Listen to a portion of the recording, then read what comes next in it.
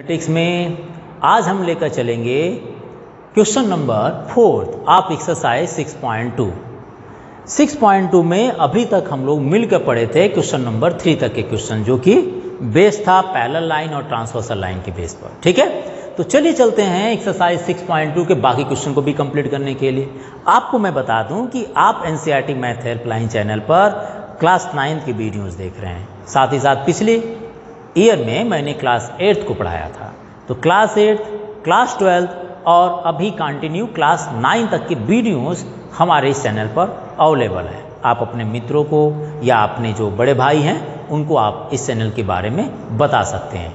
अगले कुछ ही महीनों में मैं क्लास 11 की वीडियोस भी अपने इस चैनल पर अपलोड करना शुरू करूँगा, ताकि आप लोग या आपके जो बड़े भाई हैं उनकी ज़्यादा से ज़्यादा इस पैंडेमिक सिचुएशन में मदद हो सके।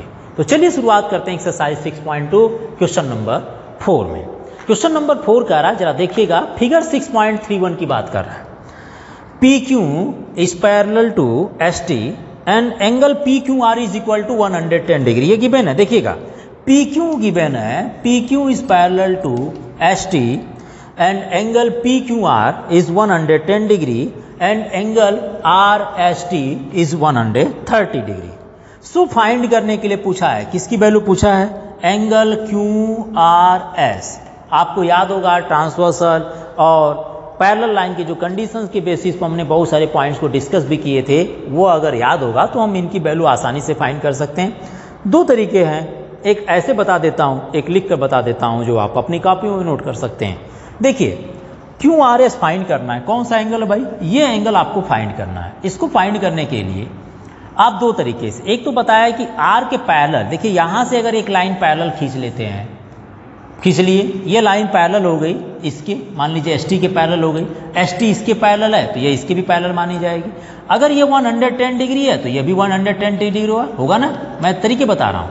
110 डिग्री, ये भी 110 डिग्री, क्योंकि यह ट्रांसवर्सल लाइन हो जाएगी। ओके, ट्रांसवर्सल लाइन होगी, this one is equal to this one. इन दोनों कंडीशन देखें, इसको भी डॉटेड कर दें, तो this one plus this one is equal to 180 degree. इसको y मान लीजिए, तो y plus 130 is equal to 180 degree, y निकल आएगा। टोटल 110 डिग्री है, तो बाकी कितना बचेगा? बाकी बच जाएगा QRS। सिंपल, में इसी को मैं लिखकर बता देता हूं। दूसरा तरीका यह था, आप यहां से भी खींच सकते हैं लाइन, ये 130 डिग्री, इसको पैरेलल लाइन बना दीजिएगा डॉटेड लाइन से, ठीक है ना। ये 130 है तो ये भी 130 होगा 130। ये 130 है तो ये कितना होगा? ये दोनों लीनियर पेयर एंगल होंगे, तो अगर ये 130 है तो ये 50 होगा, क्योंकि दोनों का सम कितना होगा? 180 डिग्री होता है। ये 50 हो गया, ये 110 डिग्री है तो ये कितना होगा? 70 होगा। 70 plus 110 is equal to 180 degree. तो अगर ये तीनों बन गए तो एक ट्रायंगल बन गया ना। अब ट्रायंगल में ये कितना होगा? तीनों का सम 180 डिग्री होता है, तो 70 plus 50 plus this angle is equal to 180 degree. तो ये देखिए 70 प्लस 50 कितना होता है? 120 प्लस 60 इज 180 डिग्री। ये एंगल निकल गया 60 डिग्री। कैसे भी कर सकते हैं, दो तरीके मैंने बताया। मैं जो पहला वाला तरीका बताया था उससे बता देता हूँ, इससे तो आप कर ही लेंगे, मैंने दोनों मेथड बता दिया था। मैं पैरेलल लाइन यहां से नहीं खींचकर मैं यहां से खींच देता हूं, ठीक है ना।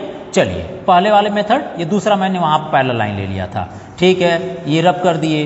अब हम सोल्यूशन की बात करेंगे, और पहले तो ये रब कर दिया मैंने, इसको एक बार फिर से देख लेते हैं, ठीक है। मैंने यहां पर पैरेलल लाइन खींच रहे हैं, किसके? Draw parallel line parallel to ST through the point R। एक लाइन ड्रा कर लीजिए, draw line which is parallel to ST हो गया है ना। यहाँ पर सब प्रूफ में ले लेते हैं, या फाइंड करने के लिए, चलिए सोल्यूशन या प्रूफ ले लेते हैं। ड्रा, यहाँ लिख लीजिए, ड्रा अ पैरेलल लाइन है ना, parallel line, draw a parallel line, कौन सा? इसका नाम लिख दें, L parallel to ST, L parallel to ST through, किससे? Through point R, through point R से। R पॉइंट से एक लाइन खींच दिए, draw a parallel line L which is parallel to ST है, एंड थ्रू पॉइंट R से खींच दिए। चलिए जी, खींच दिए। अब इसको हम मान लेते हैं ट्रांसवर्सल लाइन, ये ट्रांसवर्सल लाइन मान लेते हैं, ठीक है, ओके। चल, ये कितना होगा? तो ये होगा 110 डिग्री, होगा ना। क्योंकि ये ट्रांसवर्सल लाइन है, ये अगर पैरेलल इसके है और ये दोनों आपस में पैरेलल है तो ये भी तो पैरेलल लाइन बनेगी। इसका मतलब ये पैरेलल लाइन हो गई, ये ट्रांसवर्सल लाइन हो गई, तो ये 110 डिग्री 110 डिग्री होगा। लिख सकते हैं, कोई प्रॉब्लम नहीं है। आप चाहे तो इसका नाम दे दीजिए, नामकरण कर देते हैं। ये पूरा एंगल आप ऐसा कर लीजिए, ये y पूरा मान लिए हैं, इसको स्मॉल वाले पार्ट को आप z मान लीजिए, लिखने में थोड़ा आसानी हो जाएगा। ये पूरा बड़ा वाला एंगल y मान लिए, स्मॉल वाला एंगल z मान लिए। हमें z ही निकालना है क्योंकि QRS z है, इजी पड़ जाएगा। ओके ठीक है, पैरेलल लाइन ड्रा कर दिए। Now 110 degree is equal to y मान लेते हैं। 110 degree is equal to y because QR is a transversal line and L is parallel to PQ हो रहा है, तो Q इज पैरेलल लाइन है, मतलब QR ट्रांसवर्सल लाइन है, इसलिए मैं यहां लिखूंगा therefore y is equal to 110 degree. क्यों? Alternate interior angle, alternate interior angles, ये दोनों आपस में इक्वल कर दिया मैंने। क्यों भाई? PQ को पैरेलल यहां लिखना चाहें तो लिख सकते हैं, since L line is parallel to PQ है, इसलिए केसेस में ये ट्रांसवर्सल बन रहा है, ये दोनों आपस में इक्वल हो गए। Okay, y is equal to 110 degree हो गया। ये देखिए जरा, y और 130, y प्लस नहीं, ये वाला एंगल, सॉरी ये एंगल आपको लेना पड़ेगा, इसको ये पूरा मान लिए ना, ये एंगल कुछ और मान लेते हैं। YZ हो गया, इसको x मान लीजिए, क्योंकि ये x मानेंगे तभी ये निकलेगा, और y निकालने का मतलब ये आपने टोटल निकाल लिए, तो इसको आप x सपोज कर लीजिए, पहले x मान लेते हैं। ठीक है, अब मैं लिख रहा हूं कि दिस एंगल और plus this angle is equal to 180 degree because sum of interior angle होगा। कैसे? ये जो लाइन होगी, ये देखिए, ये लाइन वाली, ये लाइन मान लीजिए, ये लाइन ट्रांसवर्सल लाइन सपोज कर ले। अब इसको ट्रांसवर्सल मान लें तो ये दोनों इंटीरियर एंगल बन रहे हैं। कौन कौन सा? ये एंगल और ये एंगल। मैं यहां पर लिखूं x प्लस 130 डिग्री, लिख लीजिए जरा, x प्लस 130 degree is equal to 180 degree. क्यों? Sum of interior angle, sum of interior angles, sum of interior angle हो गया। हो सकता है, कोई प्रॉब्लम नहीं, आपको मैंने दूसरा मेथड तो बता ही दिया था, वैसे भी कर सकते हैं। तो ये 130, ये x is equal to 180 degree, so x is equal to कितना होगा? 180 degree minus 130 degree, where x is equal to मिल जाएंगे आपको 50 डिग्री। x की वैल्यू मिल गई आपको 50 डिग्री। ओके, ये टोटल वाला जो एंगल है ये y है, जो कि इक्वल है z प्लस x के। y is equal to z plus x है, और y कितना निकाले अभी? y 110 डिग्री है, y is equal to 110 degree. z आपसे पूछा जा रहा है, जबकि x इज इक्वल टू कितना? 50, माइनस कर लें 110 minus 50 which is equal to z, then 60 is equal to z, 60 is equal to z निकल गया। और z क्या है? QRS है, QRS is equal to z है, यही निकालना था। तो लिख लीजिए यहां पर, सो कि angle QRS is equal to 60 degree. घूम फिर कर बात नहीं है, इसको छोटे छोटे मान लिए, इसको z, इसको x और टोटल को y मान लिए, तो 110 इज इक्वल टू y हो गया। और उसके बाद आपके पास बच गया क्या? 130 plus this one is equal to 180 degree. So x निकल आएगा, x निकल आएगा, ये इक्वल टू 110 है, इसके बराबर है, तो जब ये 50 है तो ये बाकी 60 होगा। एकदम क्लियर है तो, ठीक है ना। क्वेश्चन नंबर ये 4th रहा। चलिए क्वेश्चन नंबर 5th को साथ ही साथ लेकर चलते हैं। नोट कर लीजिए, स्क्रीनशॉट ले लीजिएगा इसका, या दूसरे तरीके से भी इसको कर सकते हैं। ठीक है, क्वेश्चन नंबर चलते हैं 5th वाले को लेकर। स्क्रीनशॉट हो गया होगा?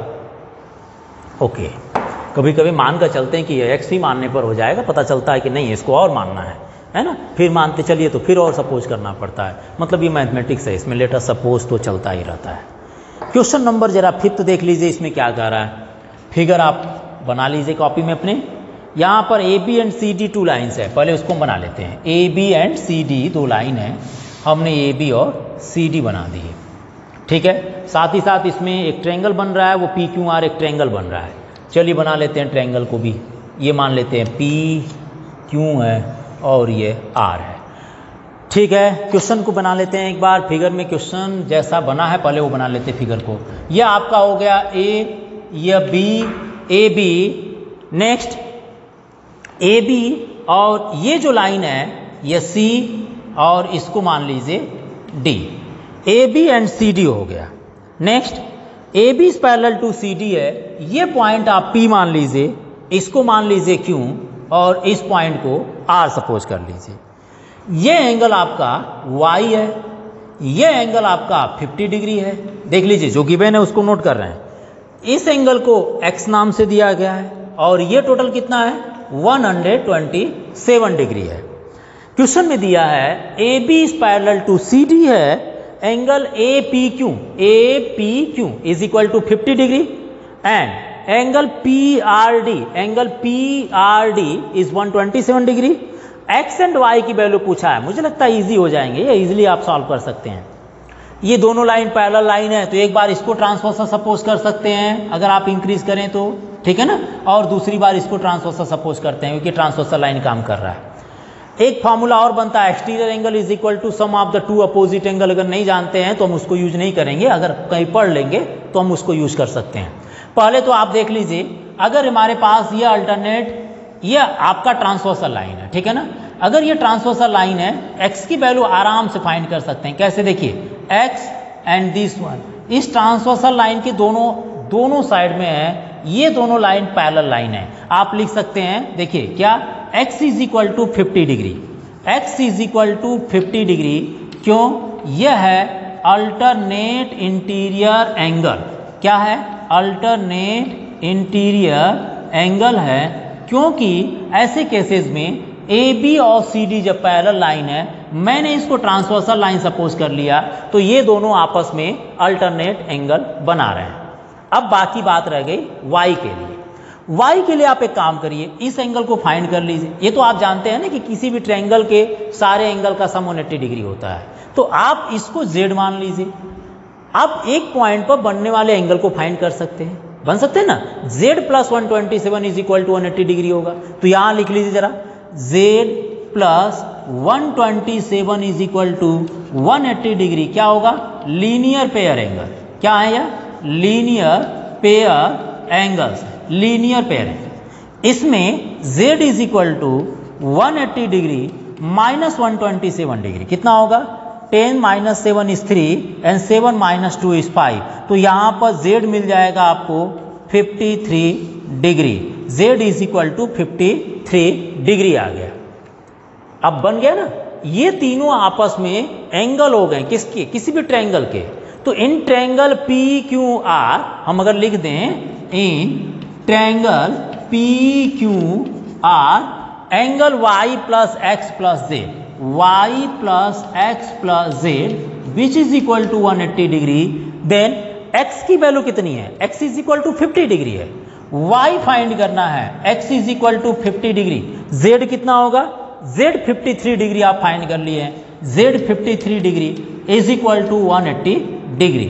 सो y is equal to 180 minus इन दोनों का सम कर लेते हैं 103, यहां से y कितना निकल जाएगा, 10 minus 7 is 3 and 77 degree, 77 degree आपको मिल जाएगा y की वैल्यू। और x की वैल्यू डायरेक्टली हमने अल्टरनेट इंटीरियर एंगल मान लिए, कब, जब पी क्यू लाइन को ट्रांसवर्सल सपोज कर लिए थे, तो ये और ये आपस में इक्वल हो जाएंगे क्योंकि इस लाइन के एक साइड में है दूसरे साइड में है।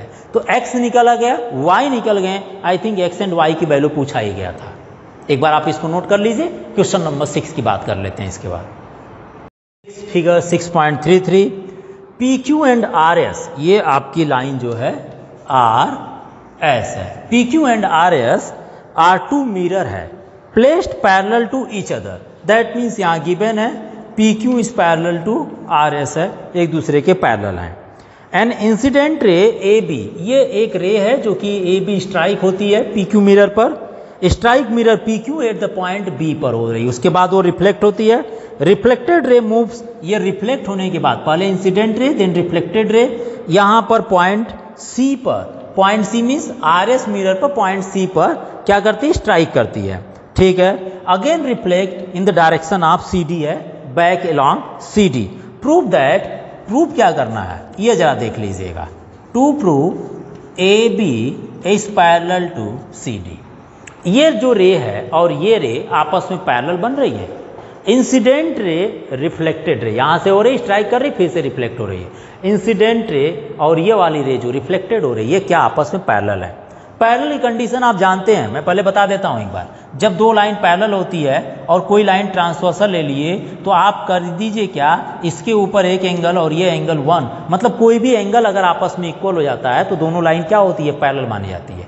अगर angle 1 is equal to angle 2 prove कर देते हैं, या इधर से एंगल 3 इसको एंगल 4 मान लेते हैं, अगर ये प्रूफ हो जाता है इसका मतलब ये आपके क्या है, दोनों लाइन पैरेलल लाइन है। या 1 + 3 2 + 4 प्रूव कर दीजिए 180 के इक्वल, तो ये भी लाइन क्या होंगे, दोनों पैरेलल लाइनों के हम लोग पहले पढ़ चुके हैं। हम भी ऐसा ही कुछ करेंगे, हम इन दोनों लाइन के बनने वाले जो एंगल होंगे उनको इक्वल करने की कोशिश करेंगे। अगर इक्वल हो जाएगा तो हम बोलेंगे क्या, ये दोनों पैरेलल लाइन है। ठीक है, ये देखिए जो लाइन है, ये लाइन के ऊपर हम इसको ट्रांसवर्सल लाइन मान रहे हैं, ठीक है ना। यहाँ से दो नॉर्मल ड्रा करते हैं, नॉर्मल समझते हैं ना, जो परपेंडिकुलर होती है। पॉइंट बी से एक नॉर्मल ड्रा कर रहे हैं, चलिए इसको मैं एन मान लेता हूँ, और पॉइंट सी से एक नॉर्मल ड्रा कर रहा हूँ जिसको मैं एम सपोज कर लेता हूँ। ये नॉर्मल, ये जो नॉर्मल ड्रा किए हैं ये इंसिडेंट रे और रिफ्लेक्टेड रे को दो पार्ट में इक्वल भागों में डिवाइड करती है, ये दोनों इक्वल हो जाएंगे। नॉर्मल जो ड्रा किए हैं इससे क्या होगा, ये दोनों एंगल आपस में इक्वल होंगे। मान लेते हैं, क्या दिक्कत है, इसको मान लीजिए 1 2 3 4, क्या मान लिए 1, इसको मान लीजिए 1 और इसको 2 3 4। कंडीशन देख लीजिएगा क्या है, normal, draw normal at the point B and at point C, draw normal B N and C M at the point B and at point C लिख सकते हैं, नहीं तो छोड़िए, फिगर में आप तो देख ही लिए, ठीक है ना। नॉर्मल हमने ड्रा कर दिए। नाउ अगर ये नॉर्मल ड्रा कर रहे हैं तो इंसिडेंट रे को दो बराबर भागों में बांट रही है, इसका मतलब क्या हुआ, ये यहाँ लिख दीजिए क्या, angle 1 is equal to angle 2, angle 3 is equal to angle 4, क्योंकि नॉर्मल बाइसेक्ट है ना। नॉर्मल्स जो है, नॉर्मल कौन कौन से भाई, normals B N and C M, normals B N and C M bisect, bisect है ना, एंगल को बाइसेक्ट, बाइसेक्ट एंगल्स। ये जो एंगल कौन कौन से हैं, ये जो सी बी एन और सी एम है इस एंगल को बाइसेक्ट कर रही है, ठीक है। इंसिडेंट रे जो के बेसिस पर जो एंगल बन रहा है इस एंगल को बाइसेक्ट कर दे रही है। चलिए ठीक है, अब यहां देखिए जरा ए बी, ये आपने लिख दी कि ये हमारे पास बाइसेक्टर हो गया था, मतलब ये दोनों लाइन आपस में नॉर्मल्स है, परपेंडिकुलर हो रही है at the point B and C पर।